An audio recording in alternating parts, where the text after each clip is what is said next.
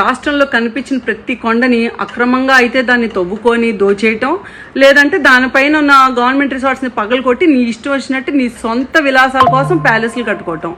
ఇప్పుడు షాజహాన్ తాజ్మహల్ కట్టుకున్నాడు కదా, నువ్వు కూడా కావాలంటే మీ ఆవిడ కోసం భారతీ మహల్ కట్టుకోవాలనుకోవచ్చు, తప్పలేదు.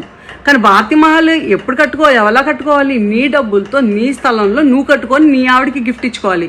అంతేగాని గవర్నమెంట్ డబ్బులతో గవర్నమెంట్ ల్యాండ్స్, ఏదైతే ప్రజలకి సంబంధించిన ల్యాండ్స్ నీ ఇష్టమైనట్టు ఆక్యుపై చేసి నువ్వు పెద్ద రాజవిలాసంగా నేను అంటే రాజులా బతుకుతాను, సీషోర్లో కూర్చుంటాను అంటే కుదిరిద్దా? సరే, అదంటే అయిపోయింది, ముగిసిన చరిత్ర. ఈరోజు ఏం చేసావు మళ్ళీ? 2023లో బోట్ యార్డ్ ల్యాండ్ దానికి కబ్జా చేసి అక్కడ కన్స్ట్రక్షన్ ఇల్లీగల్ అని తెలిసినా సరే అక్కడ వైసీపీ సెంట్రల్ ఆఫీస్ కోసం కన్స్ట్రక్షన్ స్టార్ట్ చేసావు.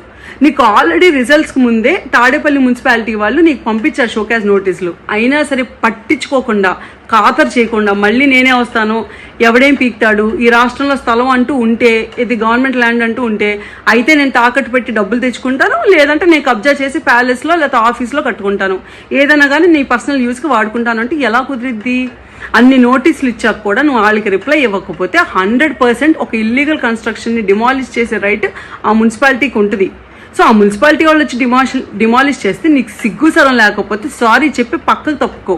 అంతేగాని వచ్చి చంద్రబాబు నాయుడు చేయిస్తున్నారు, ఇది రివెంజ్ లేకపోతే కక్ష సాధింపు చేయడానికి పిచ్చి కోతలు పోయి మాకు. నువ్వేంటో, చంద్రబాబు నాయుడు గారు అంటే ఏంటో ఈ రాష్ట్రానికి తెలుసు, ఈ రాష్ట్ర ప్రజలకి తెలుసు. నక్కకి నాగలోకానికి ఉన్నంత తేడా ఉంది. నువ్వు పైన ఆకాశం వైపు చూసి ఉమ్మేస్తుంది, నీ మొహం మీద పడిద్ది. ఆ విషయం తెలుసు కదా. ఇట్లాంటి కారు కోతలే కూసావు 2019 నువ్వు అధికారంలో ఉన్నప్పుడు కూడా మా మీదే చెల్లవు బురదంతా.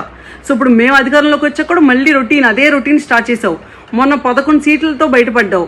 ఇప్పుడు ఇదే కన్స్ట్రక్షన్స్ ఇలా ఎన్నెన్ని దోచుకున్నావు, రేపు అన్నీ ఒక్కొక్కటి బయటకు వచ్చింది, ప్రతి ఇన్ఫర్మేషన్ బయటకు వచ్చింది.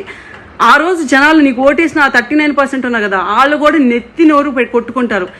ఇలాంటి వాడిగా మేము ఓటేసాము, ఇలాంటి సైకోగా మేము ఓటేసాము, ప్రజలందరూ చెప్తున్నా, అపోజిషన్ చెప్తున్నా, మేము ఇంత గుడ్డిగా ఇలాంటి వాడిని ఎలా నమ్మాము, మా స్థలాన్ని మా డబ్బులు ఇలా దోచుకున్నాడని చెప్పి రేపొద్దున తెలుసుకుంటారు.